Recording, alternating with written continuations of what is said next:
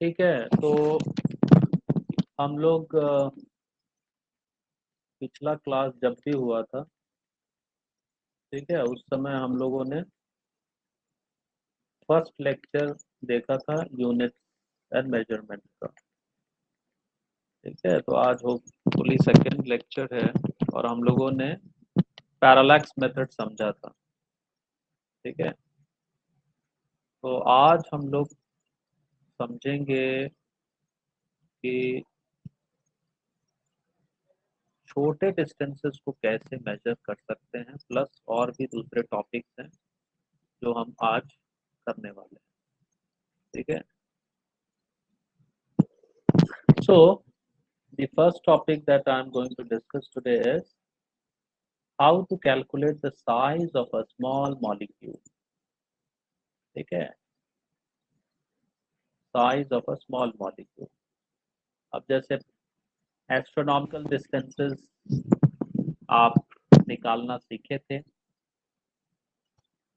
ठीक है, उसी तरह आज आप सीखिएगा कि किस तरह एक छोटा मॉलिक्यूल का साइज प्रेडिक्ट किया जाता है और कैसे उसको आप अप्रोक्सीमेटली मेजर कर सकते हैं। ठीक है, अब यहाँ पर एक और चीजें आपको समझ में आनी है कि जब हम छोटे डिस्टेंसेस की बात करते हैं तो इसका रेंज होता है। जैसे कि अगर हम बोले 1 एंगस्ट्रॉम, तो 1 एंगस्ट्रॉम मीन्स 10⁻⁻10 मीटर। ठीक है, उसी तरह हम बोलते हैं 1 नैनोमीटर। 1 nanometre means 10⁻⁻9 metre. उसी तरह हम लोग बोलते हैं 1 पिको। ठीक है, 1 पिकोमीटर। तो दिस है, ठीक है, तो दीज आर स्मॉल डिस्टेंसेस जिसको हम लोग मेजर करते हैं। उसी तरह 1 फर्मी या फेम्टोमीटर, ठीक है, 1 फेम्टोमीटर और या फर्मी बोल सकते हैं। So this is 10⁻⁻15 metre. ठीक है, ये न्यूक्लियर साइज को डिनोट करेगा। ठीक है, तो कहने का मतलब these are very very small distances जिसको हम लोग मेजर कर सकते हैं। तो मॉलिक्यूलर साइज, और इससे भी अगर आप बड़ा साइज पे आइएगा तो 1 माइक्रोन होता है या माइक्रोमीटर होता है जिसको हम लोग 10⁻⁻6 मीटर बोलते हैं। ठीक है, तो कहने का मतलब ये सब डिस्टेंसेस आपको दिए जाएंगे for measurement of small size molecule. ठीक है, जो आंखों से नहीं दिखता है, आपको देखना पड़ेगा उसको इलेक्ट्रॉन माइक्रोस्कोप की मदद से। ठीक है, तो बेसिकली जो हमारे सिलेबस में है that is estimating the size of a very small molecule such as oleic acid. ठीक है, तो ओलिक एसिड का मॉलिक्यूलर साइज हमको प्रेडिक्ट करना है, ओलिक एसिड। ठीक है, तो स्टेप बाय स्टेप प्रोसीजर है and it can be employed to other molecules also. तो जो बेसिकली आइडिया जो है हमारे पास वो क्या है कि हम एक मोनोलेयर तैयार करें। क्या है? मोनोलेयर। मोनोलेयर का मतलब एक लेयर, किसका? Oleic acid molecule. ठीक है, so we will prepare monolayer of oleic acid. ठीक है, तो हम for short form oleic acid बार बार लिखेंगे, उसके जरिए हम क्या करेंगे, ओए लिख देते हैं फॉर शॉर्ट फॉर्म। ठीक है, so monolayer of this oleic acid molecule on water surface. कहने का मतलब पानी के ऊपर एक लेयर बनना चाहिए ओलिक एसिड का, और उसी लेयर का हमको साइज निकालना है। ठीक है, ये आइडिया है। ठीक है, तो हम करेंगे क्या, हम क्या करेंगे, 1 सेंटीमीटर क्यूब ओलिक एसिड लेंगे। ठीक है, 1 centimetre cube of oleic acid लेंगे इन अल्कोहल। ठीक है, और जो हमारा सॉल्यूशन बनेगा वो कितना बन गया, 20 सेंटीमीटर क्यूब सोल्यूशन। ठीक है। तो कहने का मतलब 1 सेंटीमीटर ओलिक एसिड लिए, 19 सेंटीमीटर क्यूब अल्कोहल लिए, तो टोटल मेरा वॉल्यूम सॉल्यूशन कितना हो गया, 20 सेंटीमीटर क्यूब का सॉल्यूशन हो गया। तो हम अल्कोहल 19 सेंटीमीटर क्यूब ले रहे हैं, 1 सेंटीमीटर क्यूब उसमें एसिड डाल रहे हैं। ठीक है। अब ये जो सॉल्यूशन मेरा बना, ठीक है, इससे हम क्या करेंगे, फिर से 1 सेंटीमीटर क्यूब लेंगे। ठीक है। और इसको फिर से डाइल्यूट करेंगे 20 सेंटीमीटर क्यूब। समझ में आ रही है बात? ये डाइल्यूशन टेक्निक बोलते हैं इसको। आप इसको फर्दर डाइल्यूट कर रहे हैं because you are adding again 19 centimetre cube alcohol में उसको ऐड कर रहे हैं। ठीक है। तो आपके पास 20 सेंटीमीटर क्यूब सॉल्यूशन मिल रहा है। अब इसी तरह आप क्या करेंगे, डाइल्यूट कर सकते हैं, कितना भी डाइल्यूट आप कर सकते हैं। तो देखिए पहला स्टेप में स्टेप 1 था, दिस इज द स्टेप 1। ठीक है, this is the step 1 and this is the step 2 result. ठीक है। तो जब फर्स्ट स्टेप में जो डाइल्यूशन था वो कितना था, 1/20 का था। ठीक है। ये 1/20 का डाइल्यूशन था क्योंकि आपका जो एसिड है ओलिक एसिड वो 1/20 है, सॉल्यूशन 20 है और ओलिक एसिड 1 है। और सेकेंड बार में जब आपने उसको फर्दर डाइल्यूट किया तो अब आपका जो कॉन्सेंट्रेशन है वो 1/20 इंटू 1/20 होगी। ठीक है। अब इसी तरह फर्दर आप करके कर सकते हो। ठीक है। तो ये हम कह सकते हैं ये मेरा सेकेंड स्टेज के बाद मेरा जो कॉन्सेंट्रेशन है सॉल्यूशन का वो इतना है, 1/20 इंटू 1/20। तो this is 1/20 into 1/20 centimetre cube of what, oleic acid in what, in alcohol. ठीक है, इन अल्कोहलिक सॉल्यूशन। तो ये मेरा इतना मिल गया। अब हम क्या करेंगे, अब हम पानी लेंगे, ये आपका ट्रॉफ लिया, बर्तन जिसको आप बोल सकते हो। ठीक है। और इसमें आपने पानी लिया हुआ है। ठीक है। ठीक है, पानी लिया हुआ है इसमें। ठीक है। अब इस पानी में हम क्या करेंगे, लाइकोपोडियम पाउडर ऐड कर देंगे। कौन सा पाउडर ऐड करेंगे, लाइकोपोडियम पाउडर। ठीक है, लाइकोपोडियम पाउडर। और क्या ऐड करेंगे, और हम क्या करेंगे, एक ड्रॉप, ये जो सॉल्यूशन था इसका एक ड्रॉप हम यहाँ ऐड करेंगे, 1 drop solution, 1 drop of this 1/20 into 1/20 centimeter cube solution. So 1 drop of this solution will be added to this water. ठीक है, put in the drop। काफी आसान। ठीक है। अब क्या होगा, ये जो होगा ये स्प्रेड आउट,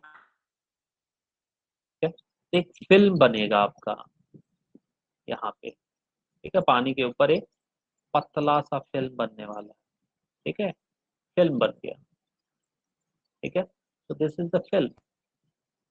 अब इसी फिल्म का थिकनेस हमको मेजर करने का है, वही साइज होगा because this is the mono layer हम बना रहे हैं। ठीक है, तो एक ही लेयर बनेगा यहाँ पर।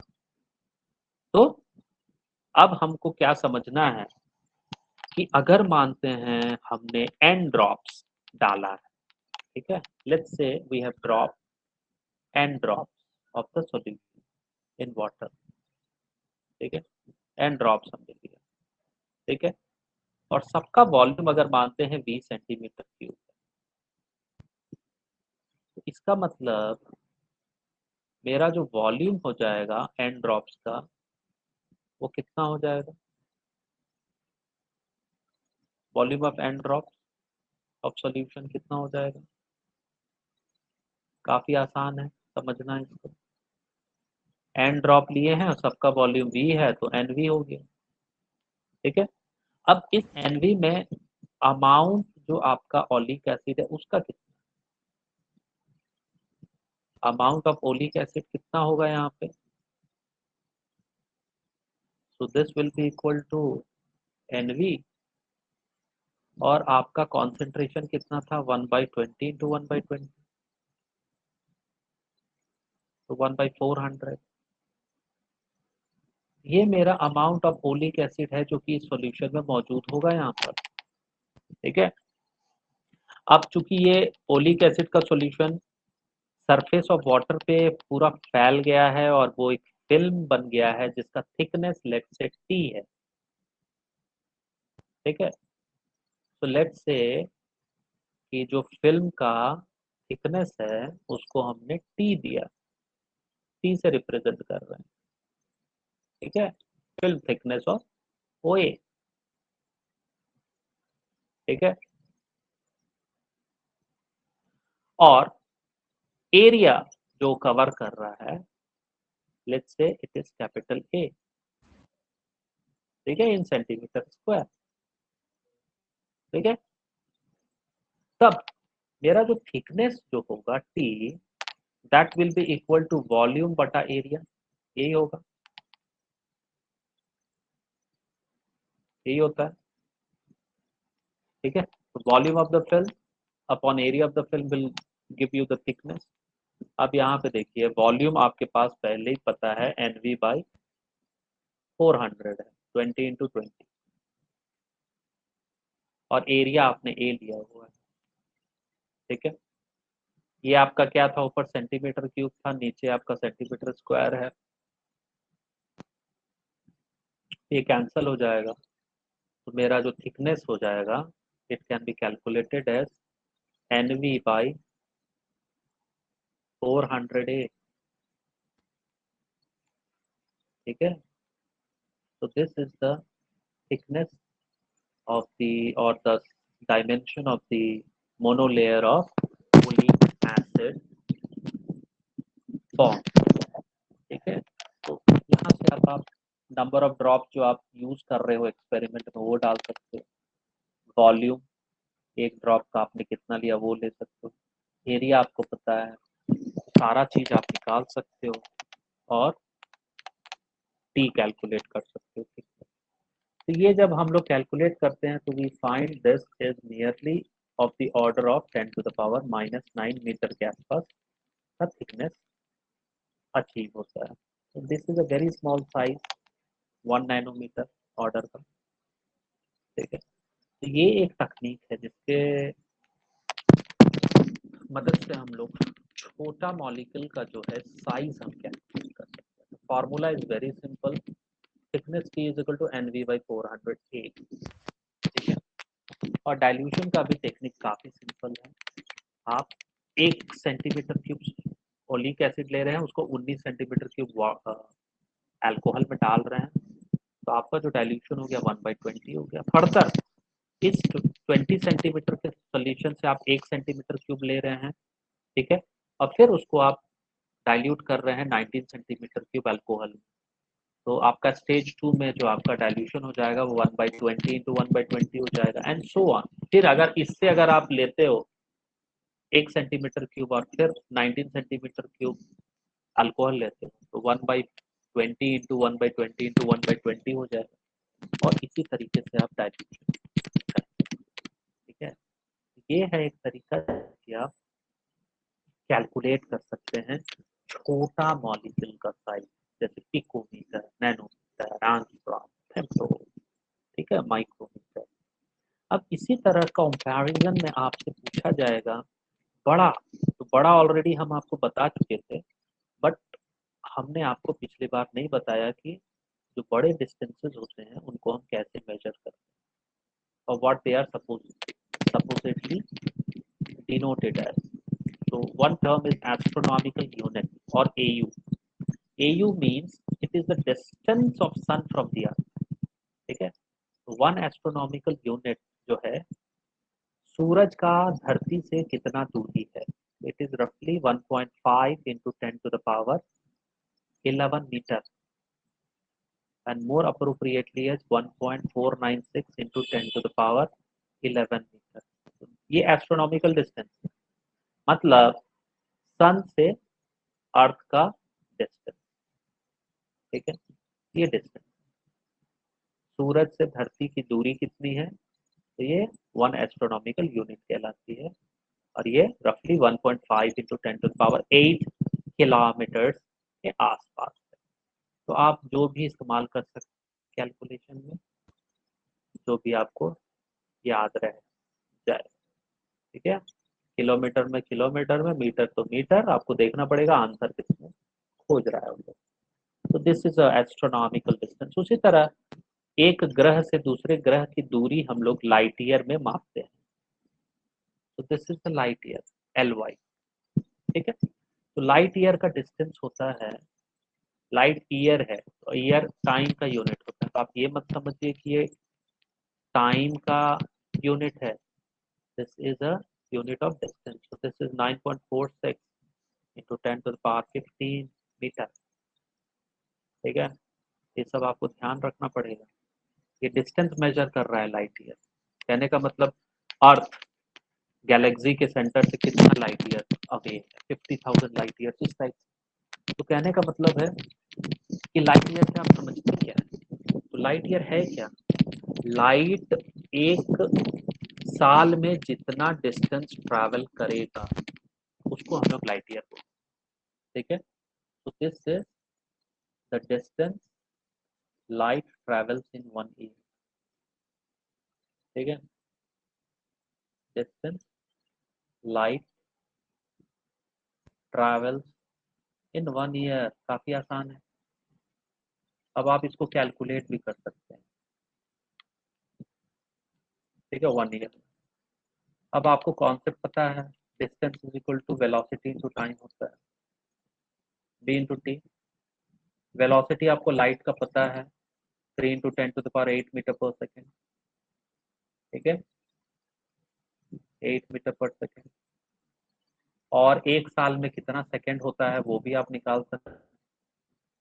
ठीक है, तो 365 दिन हो गया, 24 आवर हो गया, और एक आवर में 60 मिनट हो गया, और 60 मिनट में 60 सेकेंड हो गया। You get this much. ठीक है, ये आपका जब कैलकुलेट करोगे तो you will get 9.46 into 10⁻50। So this is again a very big distance। ठीक है, 10⁻11 मीटर, 10⁻15 मीटर आप देखिए। अब तीसरा जो एक बड़ा यूनिट है उसको हम लोग बोलते हैं 1 पारसेक। पारसेक का मतलब होता है parallactic second. Sec is for second, par is for parallactic second, and this is equal to 3.08। ठीक है, तो 1 parsec is equal to 3.08 into 10⁻16 metre. ठीक है, अब आप देखिए इन तीनों को जब कंपेयर कीजिएगा तो सबसे बड़ा यूनिट कौन है, पार्सेक है। समटाइम्स दे आस्क कि ऑर्डर में सजाइए, तो पार्सेक सबसे बड़ा है। Parsec is greater than 1 light year, and 1 light year is further greater than 1 astronomical unit. So this is the order। ठीक है, ये भी पूछा हुआ क्वेश्चन। अब पार्सेक का मतलब क्या होता है ये समझते हैं। So parsec is the distance at which average radius of Earth's orbit subtends an angle of 1 arc second। ठीक है, कहने का मतलब है कि जो अर्थ का जो ऑर्बिट है, ठीक है, वो 1 आर्क सेकेंड सबटेंड कर रहा है। 1 arc second, 1 arc second angle subtend कर रहा है। ठीक है, यहाँ पे आपको यही समझना है, parallactic second is the distance at which the radius of Earth's orbit subtends an angle of 1 arc second। ठीक है, तो वो उतना दूरी है जितना पे जो अर्थ का जो रेडियस है वो 1 आर्क सेकेंड एंगल सब्सक्राइब करेगा। तो आपको पहले ही आपको बताया जा चुका था। ठीक है, ठीक है, पैरालैक्टिक मेथड आपको समझाया जा चुका है। हाँ, कि किस तरीके से आप उसको सॉल्व करते हैं। ठीक है, तो कहने का मतलब है यहाँ पे छोटे यूनिट हैं, बड़े यूनिट हैं, these are big units, astronomical unit, light year, parallactic second. ठीक है। अब उसी तरह लेंथ का मेजरमेंट के बाद हमारा आता है मास का मेजरमेंट। तो मास को भी आप मेजर कर सकते हो, you can mass easily measure mass. तो केजी में हम लोग तो मेजर करते ही हैं। ठीक है। एक और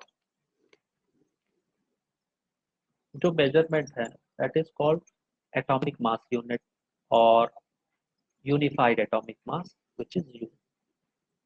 ठीक है। तो कहने का मतलब है ये यूनिफाइड एटॉमिक मास या एटॉमिक मास यूनिट है क्या। तो यहाँ पे आप समझिए जो यूनिफाइड एटॉमिक मास है वो है क्या। This is 1/12 the mass of carbon 12। तो कार्बन के बहुत सारे आइसोटोप होते हैं, C12, C13, C14। ये जो C12 आइसोटोप है इसका मास का 1/12वां हिस्सा। ठीक है। और इसमें आपको इलेक्ट्रॉन को भी इंक्लूड करना होगा। तो यूनिफाइड।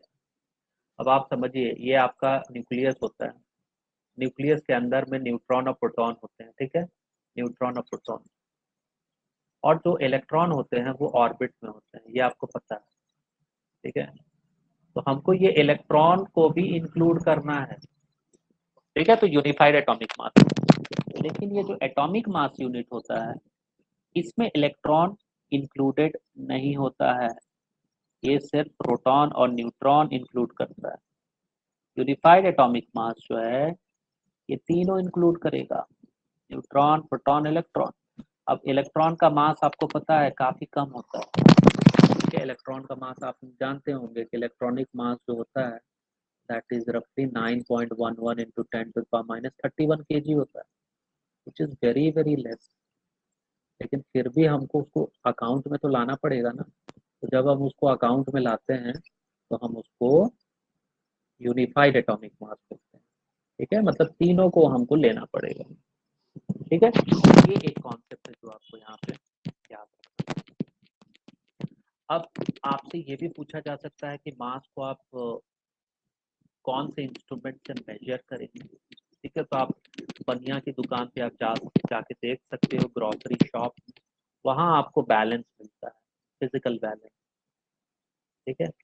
उसमें वो क्या करता है, एक तरफ बटखरा रखता है, दूसरे तरफ क्या करता है वो चाल दावल डालता है और उसको चीनी मेजर करता है। ठीक है। तो ये है। अब अगर हमको बोला जाए कि मास ऑफ अर्थ को मेजर करना है, तो मास ऑफ अर्थ को मेजर करना है, सन को मेजर करना है, सैटर्न, जुपिटर, ये सब बड़े बड़े जो एस्ट्रोनॉमिकल बॉडीज हैं इनका अगर मास को आपको मेजर करना है then you will have to use gravitational method. ठीक है। तो ग्रेविटेशन चैप्टर में ये पढ़ाया जाएगा। ठीक है। तो छोटा मास को तो आप बैलेंस से मेजर कर लेंगे, but there must be some indirect method to measure mass of sun. Mass of sun is called solar mass. ठीक है। तो 10⁻30 kg के आसपास होता है वो। ठीक है। मास ऑफ अर्थ 10⁻24 kg होता है। ठीक है। So these are massive bodies. So you will need some indirect method to calculate their masses. ठीक है। अब अगर हमको बोला जाए कि कुछ छोटे बॉडीज का मास लेना है, जैसे कि इलेक्ट्रॉन और इनका मास आपको लेना है, इलेक्ट्रॉन, प्रोटॉन, न्यूट्रॉन, तो दीज आर वेरी छोटा छोटा बॉडी। इनको मेजर करने के लिए आपको एक इंस्ट्रूमेंट आता है। ठीक है। जिसको हम लोग बोलते हैं मास स्पेक्ट्रोग्राफ। ठीक है। तो मास स्पेक्ट्रोमेट्री एक टेक्निक है, वहां से हम लोग क्या करेंगे, मास मेजर कर सकते हैं विद दीज छोटा छोटा एलिमेंट्री पार्टिकल। ठीक है। तो कहने का मतलब छोटे पार्टिकल्स को आप मेजर कर सकते हैं, बड़े जो हैं एस्ट्रोनॉमिकल बॉडीज उनको ग्रेविटेशनल मेथड से आप इनडायरेक्टली मेजर कर सकते हैं। बैलेंस से आप ग्रोसरी शॉप में आटा, चावल, दाल उसको आप मेजर कर सकते हैं। इस तरीके से आप मास आप मेजर कर सकते हैं। ठीक है। तो ये है तरीका आपको मेजर करने का। अब आपने लेंथ मेजर कर लिया, मास मेजर कर लिया, अब साइमल्टेनियसली आपको मेजर करना होगा समय। ठीक है, क्योंकि आपने पढ़ा था पहले दिन कि मास है, फिर लेंथ है, फिर टाइम है। ठीक है, तो आपको टाइम को भी मेजर करना पड़ेगा। ठीक है, तो उसके लिए हम लोग क्लॉक डिजाइन किए हैं। ठीक है, तो टाइम कुछ है नहीं, time is basically to keep track of relative motion between object. ठीक है, अगर सब आदमी एक ही जगह बैठा रहता, हिलता नहीं, जैसे लॉकडाउन में हम लोग सब घरों में कैद थे, समय कोई देखा घड़ी क्या, किसी को कोई फुर्सत था क्या भी कितना बज रहा है? तो टाइम इज बेसिकली क्या है, टाइम क्या मेजर करता है कि स्पेस के संदर्भ में एक ऑब्जेक्ट दूसरे ऑब्जेक्ट के साथ कहाँ है, what is the relative position. ठीक है, तो उसके लिए हमको टाइम चाहिए मेजरमेंट के लिए, और टाइम के मेजरमेंट के लिए हमको घड़ी चाहिए, क्लॉक। ठीक है, अब ये क्लॉक का भी अपना स्टैंडर्ड है। जो क्लॉक हम लोग देख रहे हैं पेंडुलम क्लॉक, तो ये समय के साथ क्या होता है, धीरे धीरे घट बढ़ सकता है, कभी फास्ट हो जाता है, कभी स्लो हो जाता है। तो there must be some atomic standard of time जो कि पूरी दुनिया में सेम रहे। ठीक है, तो सेकंड हम लोग डिफाइन किए थे, सेकंड इज द ऐसा यूनिट। ठीक है, एक एटॉमिक स्टैंडर्ड होना चाहिए था टाइम का। तो इस एटॉमिक स्टैंडर्ड के लिए ही हम लोग क्या किए थे, पीरियोडिक वाइब्रेशंस मेजर किए थे। तो आपको बताया गया था 9192631770 वाइब्रेशंस ऑफ ईजियम एटम। ठीक है, पीरियोडिक वाइब्रेशन सब मेजर किए। तो यहाँ पे आप सीजियम 133 एटम जो है उसको आपको पूछता है एग्जाम, तो आप यहाँ पे याद रख सकते हैं सीजियम 133। ठीक है, काफी इंपॉर्टेंट है आपका। ठीक है, तो यहाँ पे हम लिख भी देते हैं आपका एग्जैक्टली वो कितना 9192631770 वाइब्रेशन। ठीक है, so this is the term that they will ask you if they ever ask you about number of vibrations, तो ये आपके ऑप्शंस में रहेगा। ठीक है, तो कहने का मतलब जब हम एटॉमिक स्टैंडर्ड को बेसिस बनाते हैं तो ये जो सीजियम एटॉमिक क्लॉक्स होंगे इनका एक्यूरेसी काफी हाई होगा, तो वेरी एक्यूरेट। ठीक है, अब सवाल ये उठता है कि ये सब घड़ी जो है या फिर मास है, लेंथ है, इनको भारत में क्या, किस इंस्टीट्यूशन को जिम्मेदारी मिली है इनको स्टैंडर्डाइज करने की? जो दिल्ली में एक इंस्टीट्यूशन है नेशनल फिजिकल लेबोरेटरी, इसका काम है स्टैंडर्डाइज मास लेंथ टाइम को देखने का। ठीक है, तो ये डिसाइड करेगा आपका।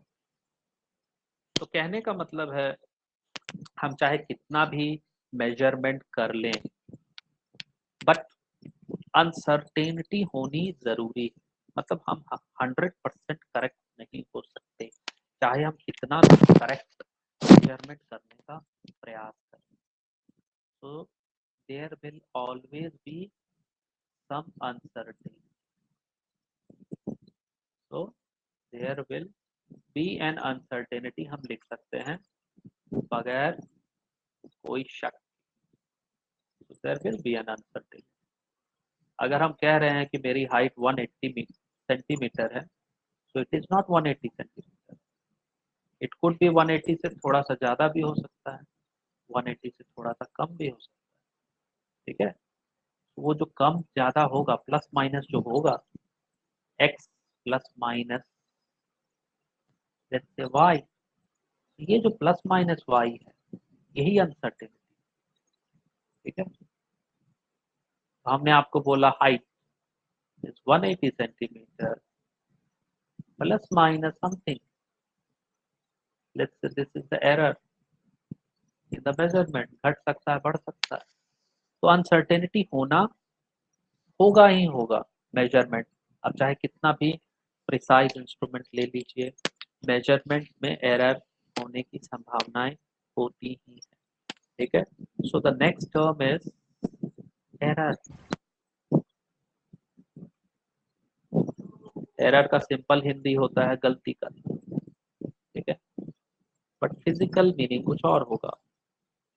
फिजिकल मीनिंग क्या कहता है, जब भी आप कुछ फिजिकल क्वांटिटी का आप मेजरमेंट लेते हो, ठीक है, यूजिंग सम फिजिकल इंस्ट्रूमेंट, तो it will have certain uncertainty, और उसी अनसर्टेनिटी को हम लोग एरर बोलते हैं। जैसे मैंने कहा मेरी हाइट 180 सेंटीमीटर है, तो 100 सेंटीमीटर एग्जैक्टली तो है नहीं, उससे कम हो सकती है, ज्यादा हो सकती है। तो वो जो कम और ज्यादा प्लस माइनस वाई जो मैंने यहाँ डिस्क्राइब किया है, वही एरर है। ठीक है, तो कहने का मतलब है, जब आप एरर को समझते हो तो यहाँ से दो चीजें आपको समझनी पड़ेंगी। पहला, प्रिसीजन। ठीक है, प्रेसीजन। प्रेसीजन का मतलब होता है आप कितने प्रिसाइज हो, और दूसरा टर्म होता है एक्यूरेसी, मतलब आप कितने एक्यूरेट हो।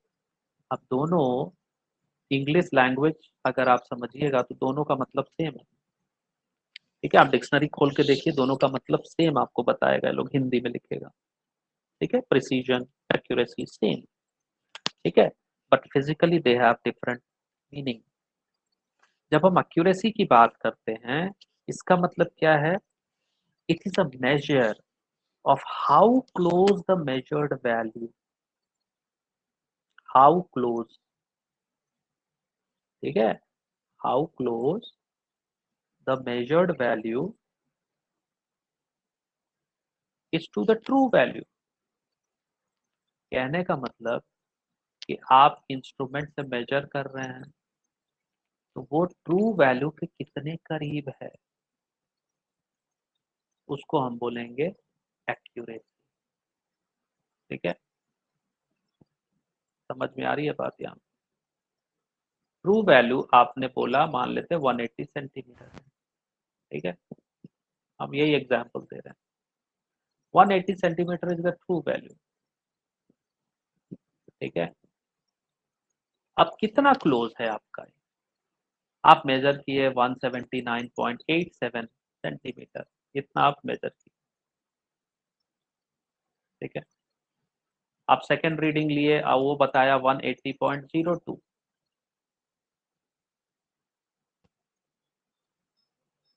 नाउ सी, अब इन दोनों में देखिए जो एक्यूरेसी है वो ट्रू वैल्यू के करीब, सबसे ज्यादा करीब कौन है, ये है 180 सेंटीमीटर के करीब। सो this is more accurate then this 179.87, क्योंकि 180 से उसका डिफरेंस कितना है, 0.13 सेंटीमीटर का। इसका डिफरेंस कितना है, 0.02 डिफरेंस का। तो करीब कौन हुआ, who is closer to the true value, 180.02 is more closer. ठीक है, तो कहने का मतलब है कि आप उसको इस तरीके से समझ सकते हैं। ठीक है, होपफुली आपको ये पॉइंट आपको समझ में आया होगा।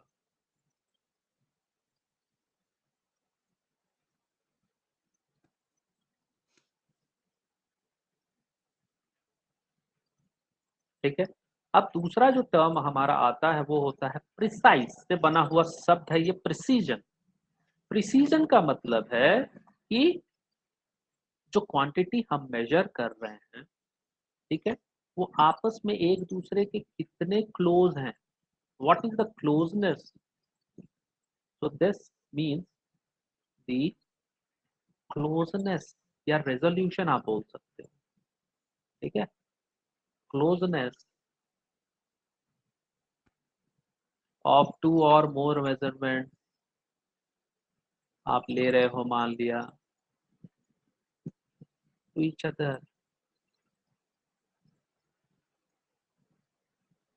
ठीक है।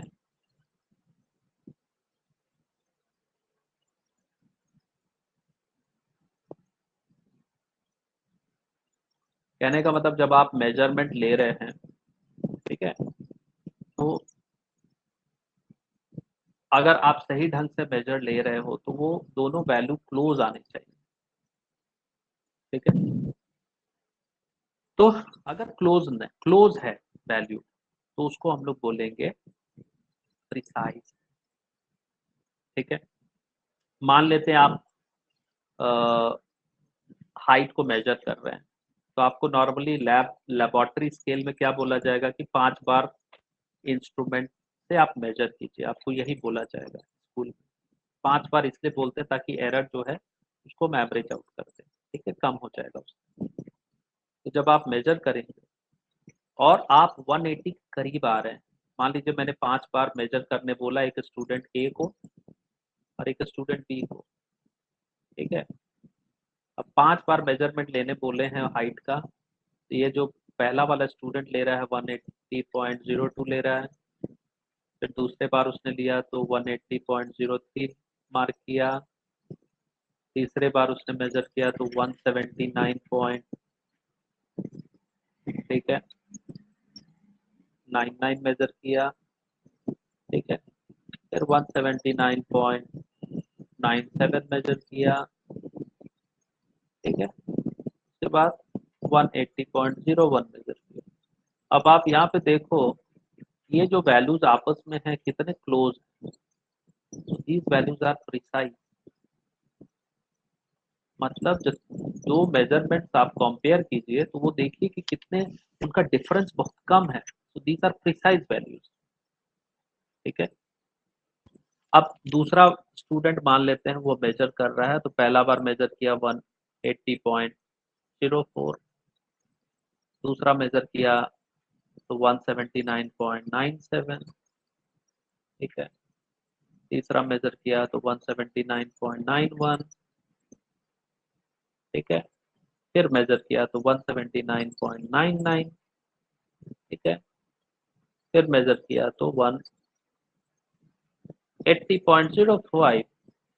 अब आप देखिए यहाँ पे जो दो ठो मेजरमेंट आप इसको इसको कंपेयर कीजिए, इसको इसको कंपेयर कीजिए, इसको इसको कंपेयर कीजिए। अब आप जब कंपेयर करते हो तो आप देखते हो कि जो दो मेजरमेंट है उसके बीच का जो डिफरेंस है वो थोड़ा इससे ज्यादा है, तो दिस इज लेस प्रिसाइज, ठीक है। तो कहने का मतलब है अब लेस प्रेसिजन उस हिसाब से भी हो सकता है। मान लीजिए हमने एक तीसरा कंडीशन आपको हम देते हैं कि आप लिया 179 पॉइंट, लेट्स से 91, 179.80, 89, ठीक है, 179.80, ठीक है,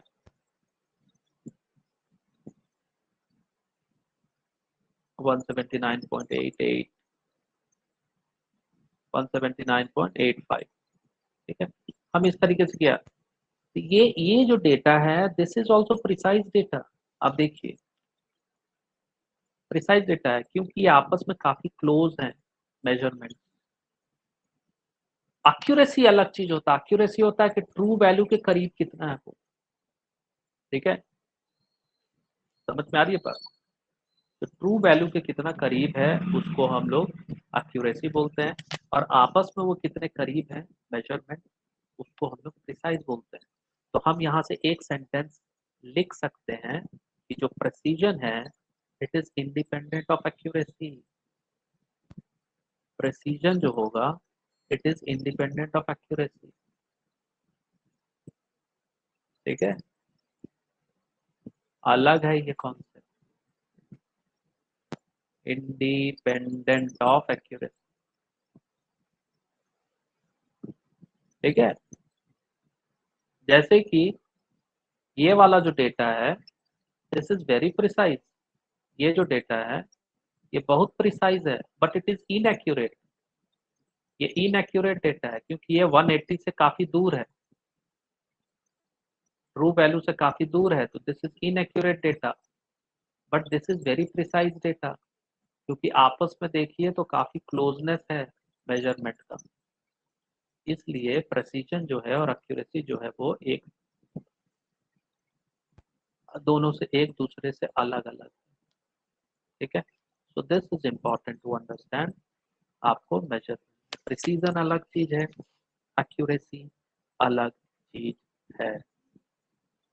होपफुली आपको प्रिसीजन और एक्यूरेसी मतलब जो है वो में आ,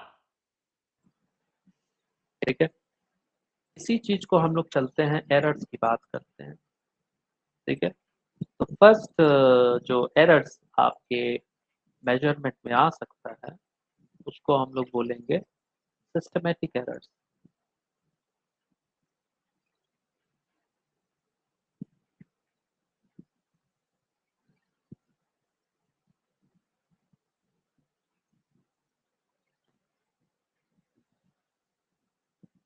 ठीक है, तो जो फर्स्ट टाइप ऑफ एरर जो हम इंट्रोड्यूस करेंगे वो है systematic errors.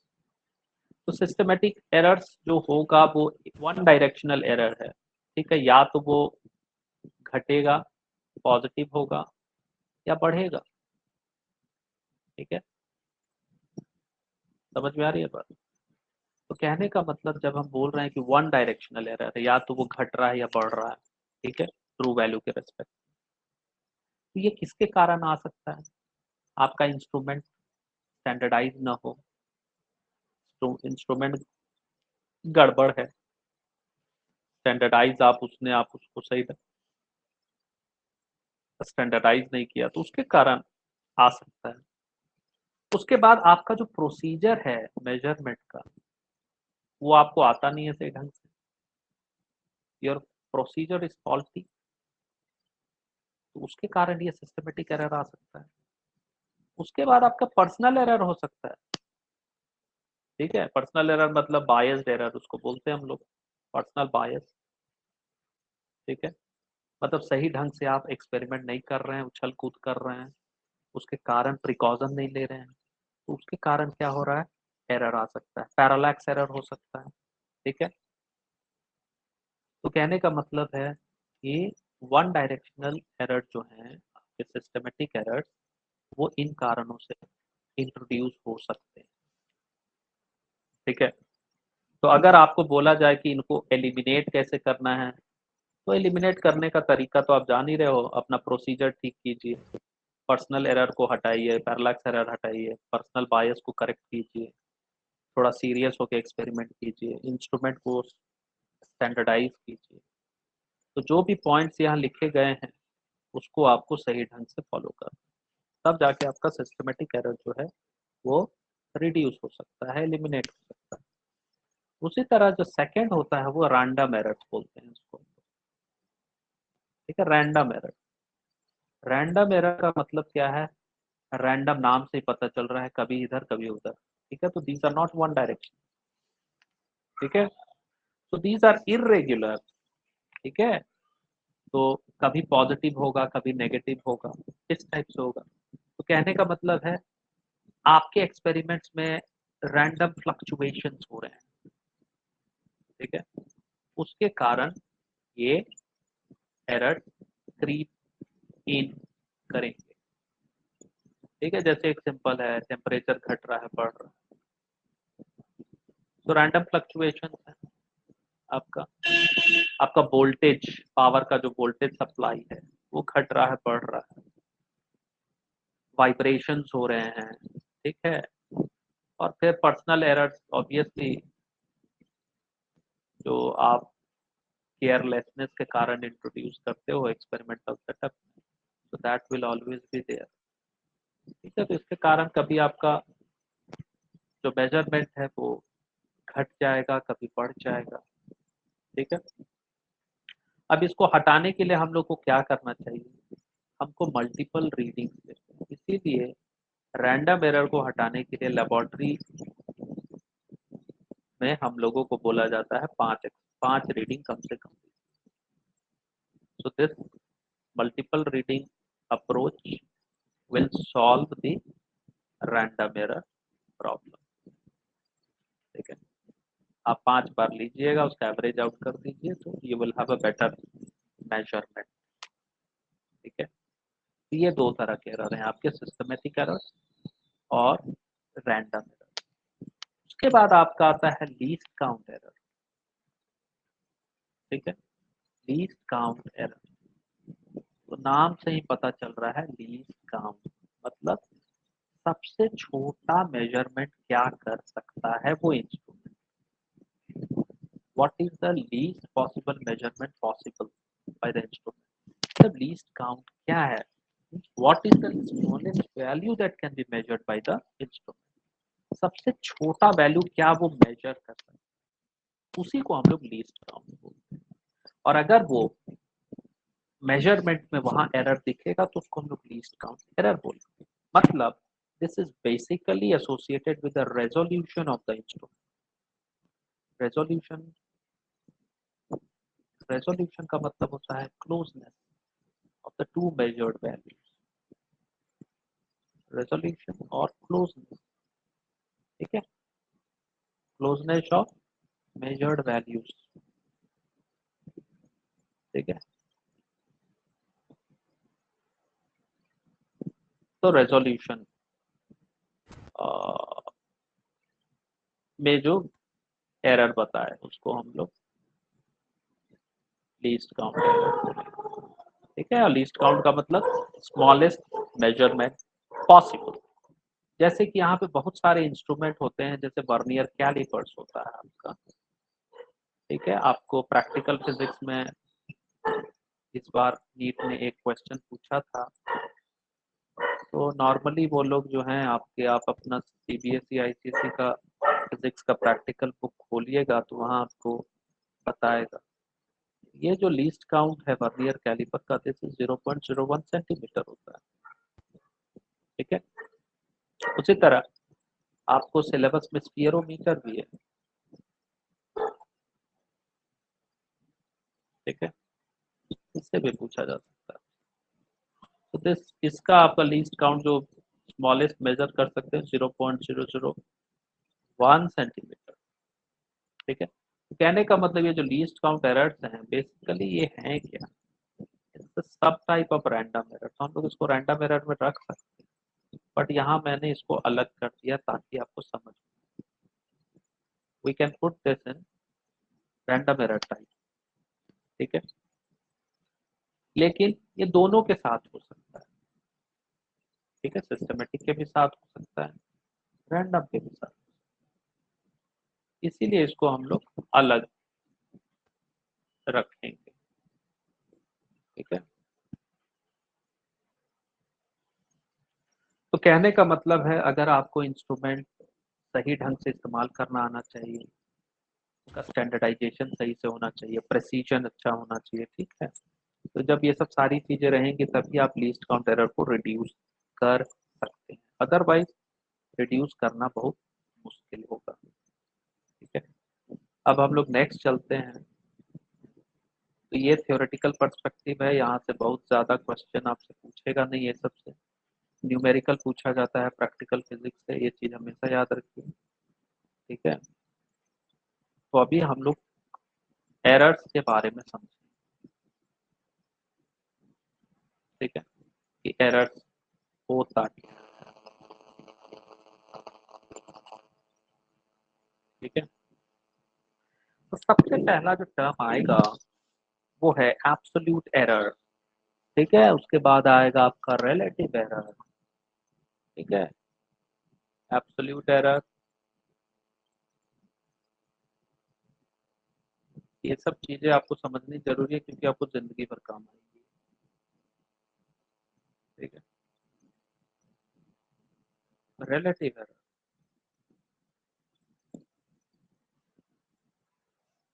And next is percentage error. इन तीनों का अंतर आपको समझना है अभी।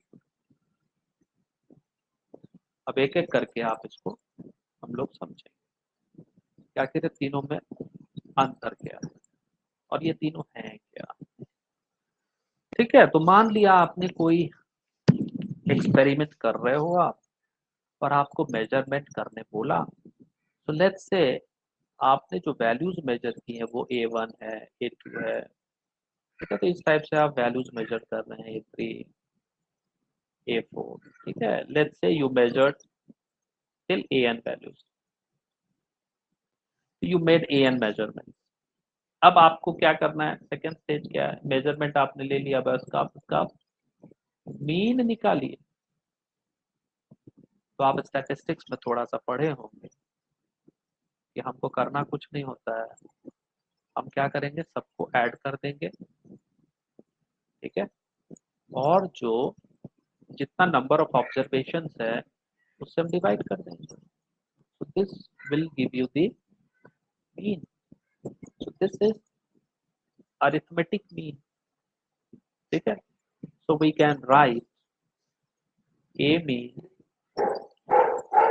or arithmetic mean of the measured values as sigma, ठीक है। 1 से लेके n तक हम मेजर कर रहे हैं, तो i इज इक्वल टू 1 से लेके n तक मेजर कर रहे हैं, ठीक है। और आपने क्या लिया है, ai का वैल्यू 1 2 3 4 होगा और divided by n।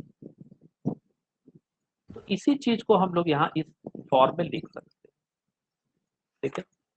A1 plus A2 plus A3 till AN by n को हम लिख सकते हैं sigma i is equal to 1 till n AI by n, मतलब A1 by n, A2 by n, A3 by n, A4 by n, और सबको आप जोड़ रहे हैं। तो दिस मीन्स ये सिंबल जो है आपका समेशन का सिंबल है, ठीक है। समेशन, समेशन का मतलब होता है sum of all the values, ठीक है। Sum of all the possible values जो आप i is equal to 1 to n तक आप पुट करेंगे। तो इस तरीके से आप क्या निकाल लिया, आपने मीन निकाल लिया, ठीक है। अब आता है आपका फर्स्ट पॉइंट, एब्सोल्यूट एरर का, ठीक है। तो आपने जो इंडिविजुअल मेजरमेंट किया है यहाँ पर A1 A2 A3 A4, ठीक है, और जो ट्रू वैल्यू है उसको जब आप घटाओगे, ठीक है, तो आपको मिलेगा एब्सोल्यूट एरर, ठीक है। so this absolute error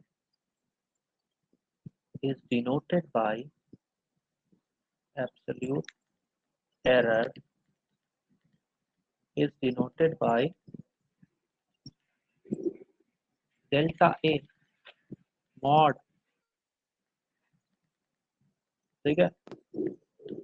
तो कहने का मतलब अगर हम एब्सोल्यूट एरर निकालें, जैसे मान लिया हमने डेल्टा A1 के रेस्पेक्ट में निकाल रहे हैं, तो हमारा इंडिविजुअल मेजरमेंट क्या था, A1 था, और उसमें से हमको क्या घटाना है, ए मीन घटाना है, ठीक है। उसी तरह अगर हमको डेल्टा A2 निकालना है, तो इंडिविजुअल मेजरमेंट क्या है, मेरा A2 है, उसमें से हम क्या घटाएंगे, ए मीन घटाएंगे, ठीक है, एंड सो ऑन। हम जो भी हमारा दिया है नॉर्मली 5 4 देते हैं, तो जैसे हम यहाँ ए एन लिए हैं तो A N minus A mean, इस तरीके से हम एब्सोल्यूट एरर निकालते हैं, ठीक है। तो कहने का मतलब है कि जब आप ये कैलकुलेट करोगे ना, तो आपको पता चलेगा ये जो डेल्टा ए का जो वैल्यू आता है, कुछ केसेस में पॉजिटिव आ सकता है, कुछ केसेस में नेगेटिव आ सकता है, ठीक है, डेल्टा ए का। लेकिन जब हम मॉड डेल्टा ए लेते हैं, तो मॉड का मतलब हमेशा जो होगा वो पॉजिटिव वैल्यू होगा, तो ये चीज आपको ध्यान देना है। So mod is always a positive value, always positive, ठीक है।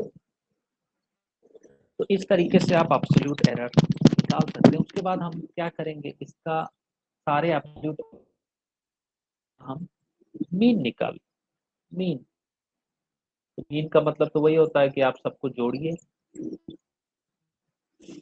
ठीक है। आप इसका एब्सोल्यूट एरर समझ लिए और उसको आप जोड़ते चलिए। ठीक है, इस तरीके से हमने क्या किया, उसको सबको जोड़ दिया।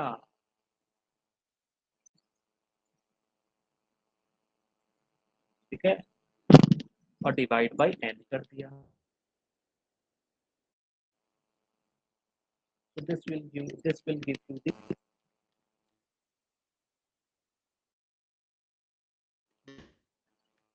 ठीक है, इसको हम लोग बोलते हैं mean absolute, mean absolute error. देखिए क्वेश्चन में ना कुछ भी पूछा जा सकता है, आपको डेटा देगा और आपसे पूछेगा निकालिए। अब देखिए ये क्वेश्चन नॉर्मली ये लोग इंजीनियरिंग में पूछता है, क्योंकि इतना टाइम आपको मेडिकल में कैलकुलेट करना है। ठीक है, पहली इसलिए नॉर्मल इंजीनियरिंग में जरूर। तो I can write this in absolute error as sigma equal to 1, ठीक है, to n mod of ai, ठीक है, डिवाइडेड बाई n, यही कर रहे थे हम। ठीक है, कहने का कि हम सिंगल मेजरमेंट ले रहे हैं तो हमारा जो वैल्यू आएगा मेजरमेंट का, उसका रेंज हम लिख सकते हैं। ठीक है, ये रेंज क्या है मेरा, ए मीन, आपने जो एवरेज निकाला था का प्लस माइनस उनमें जो आप एब्सोल्यूट एरर है घटेगा पड़ेगा, घट, तो रेंज, रेंज यही हो गया, एक बार बढ़ रहा है एक बार घट रहा है। जो mean A mean minus delta A mean, range का सबसे छोटा वैल्यू सबसे बड़ा value. So this will be equal to or less than equal to or less than equal to a mean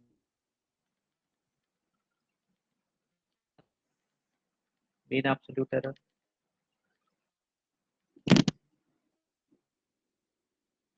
यही है आपका मेजरमेंट का रेंज। ठीक है, तो कहने का मतलब रेंज वैल्यू रहेगा। अगर हम जैसे एग्जांपल के तौर पे हम आपको दें, अगर हम आपको बोले 180 centimetre plus minus 180 centimetre plus minus 0 centimetre 0.1 centimetre, इसका मतलब क्या है, इसका मतलब यही है कि एक बार मेजरमेंट 180 माइनस 0.1 है। ठीक है, लेस देन और इक्वल टू 180, लेस देन और इक्वल टू 1 प्लस 0.1, तो ये वैल्यू कितना हुआ मेरा 179.9 सेंटीमीटर।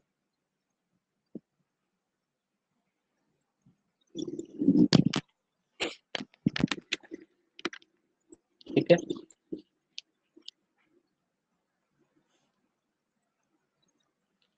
और ये वैल्यू कितना हो गया मेरा 180.0 सेंटीमीटर। ये मेरा रेंज है, मतलब जो मेरा मेजरमेंट है वो इसके बीच में लाई कर रहा है, तो दिस इज द रेंज 179.9 से 180.0 centimetre, this is the range of measure. वही चीज यहाँ से हम लोग निकालते हैं। ठीक है, तो ये मेरा मीन एब्सोल्यूट एरर हो गया। ठीक है, एब्सोल्यूट एरर हो गया। अब नेक्स्ट टर्म आता है relative error. Relative error, relative error can be calculated.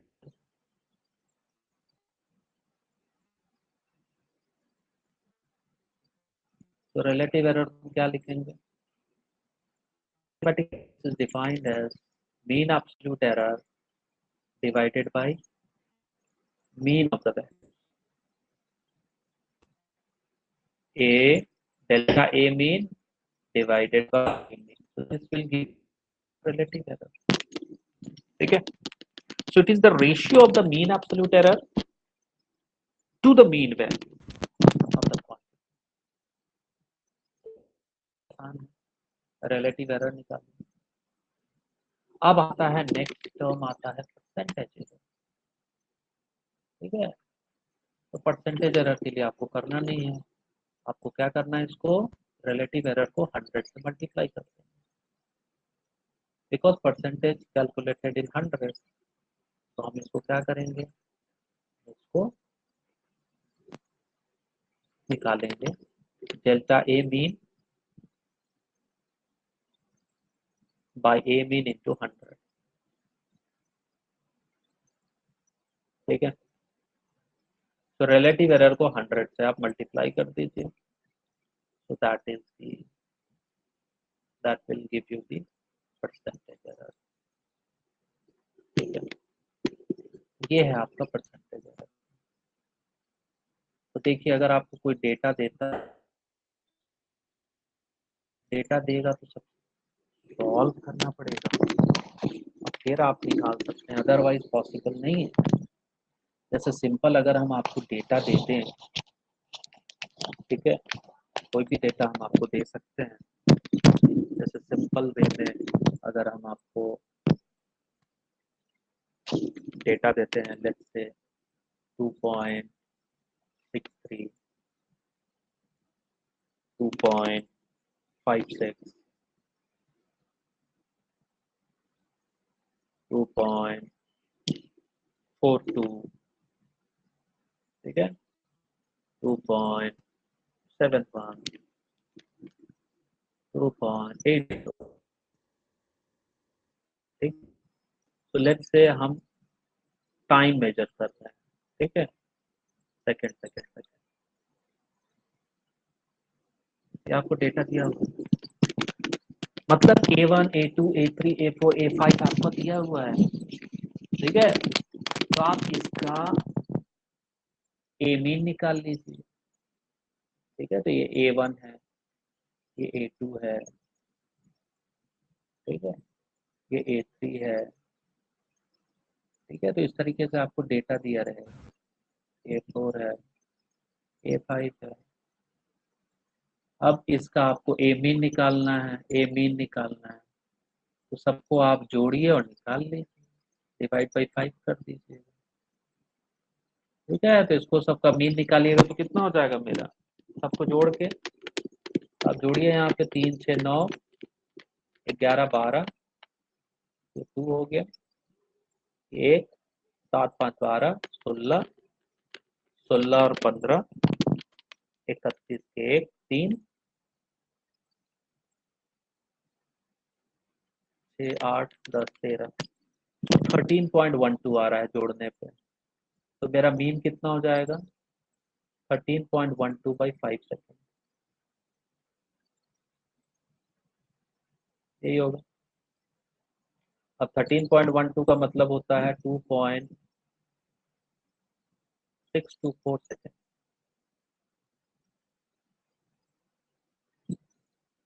ठीक है. समझ में आ रही है बात. लेकिन यहाँ पे मेरे को सिग्निफिकेंट फिगर का कहानी रख लेना पड़ेगा. यहाँ रेजोल्यूशन कितना है, डॉट के बाद मतलब डेसिमल पॉइंट में सेकंड डेसिमल तक आपको एक्सप्रेस करना है. तो इसको भी आपको सेकंड डेसिमल में एक्सप्रेस करना पड़ेगा. तो दिस विल बी 2.62 सेकेंड. ठीक है. तो ये सब ध्यान रहता है, अभी हम बता देंगे आपको अगले क्लास में. ठीक है. बट ये आपको करना है. अब आपने ए मीन निकाल लिया. अब इसके बाद आप delta A1, delta A2, delta A3 निकालिए. मतलब 2.62 में सब डेल्टा A1 निकालिएगा तो मेरा कितना हो जाएगा, डेल्टा A1. तो डेल्टा A1 के लिए हम आपको क्या बोले थे कि आप A1 में से ए मीन घटाइए.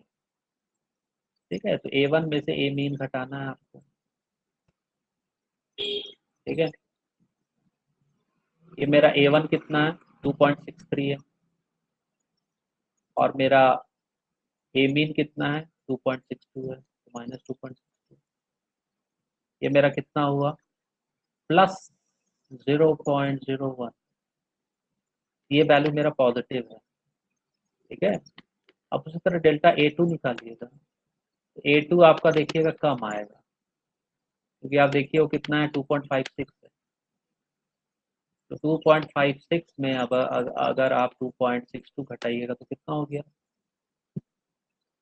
ये हो गया मेरा -0.06।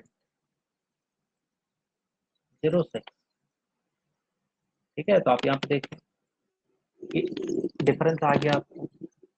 उसी तरह डेल्टा A3 लीजिए आप, डेल्टा A3 मेरा कितना हो गया 2.42 में से आप 2.62 घटा रहे हैं, ये मेरा वैल्यू 0. -0। ठीक है, अब उसी तरह यहाँ पे हम डेल्टा A4 ले सकते हैं, डेल्टा A4 मेरा है 2.71 में से इतना, तो ये मेरा पॉजिटिव आएगा, पॉजिटिव 0.09। उसी तरह डेल्टा A5 कीजिए, तो आप देखिए यहाँ डेल्टा क्या 80 है, 80 बड़ा है, तो पॉजिटिव होगा 0.18। तो ये वैल्यू आप देख रहे हो कि पॉजिटिव वैल्यू आ रहा है या नेगेटिव वैल्यू आ रहा है, लेकिन आपको हमने क्या बोला कि सबका मॉड लेना है, तो मॉड लीजिएगा तो सारा वैल्यूज जो हो जाएगा ना वो पॉजिटिव हो जाएगा। उस केस में आपका जो डेल्टा ए मीन हो जाएगा, डेल्टा ए मीन वो सब पॉजिटिव वैल्यू होगा। ठीक है, तो मीन बराबर मेरा क्या हो गया, सब पॉजिटिव वैल्यू आप ले लीजिए, मतलब 0.01 प्लस 0.06 प्लस 0.20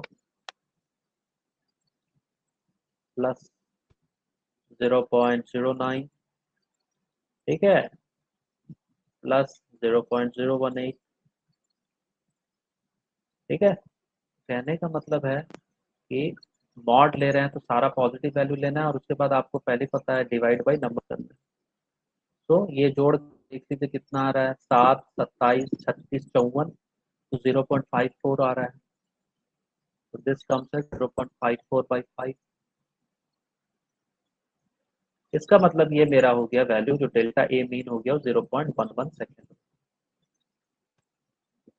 ठीक है, तो इस तरीके से हम निकालते हैं, तब आप रेंज आप निकाल सकते हो ना, वही चीज हम लोग निकाल रहे थे।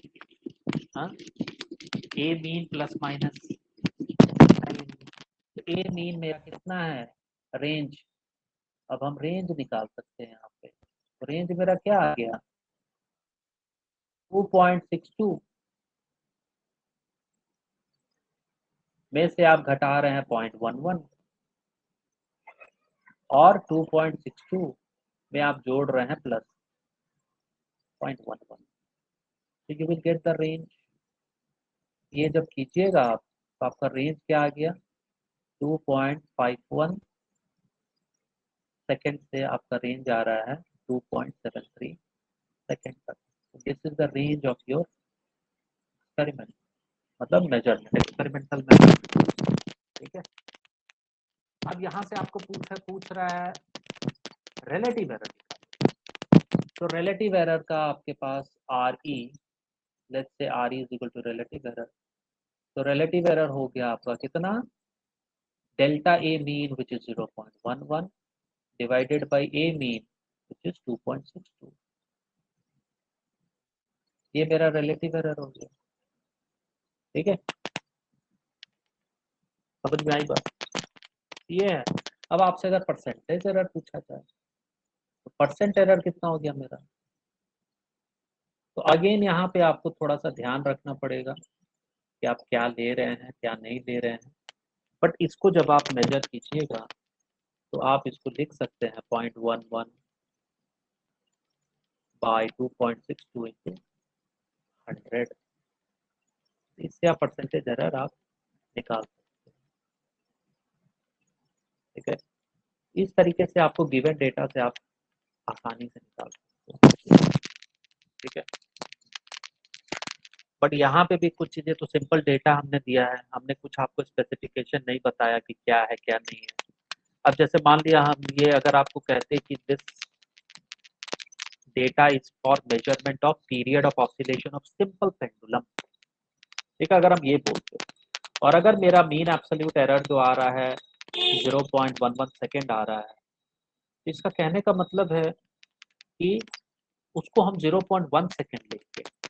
क्यों लेंगे? क्योंकि एरर जो है वो 10th ऑफ अ सेकेंड में है।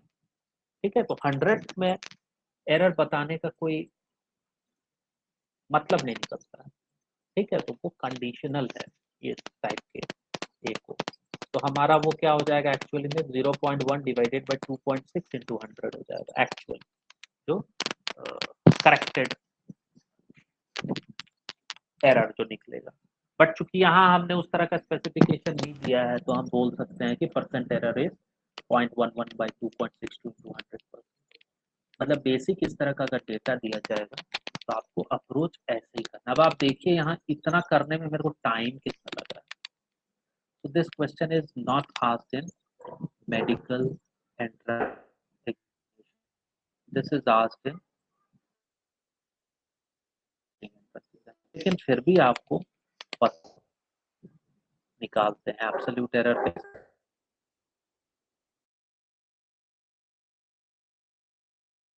निकालते हैं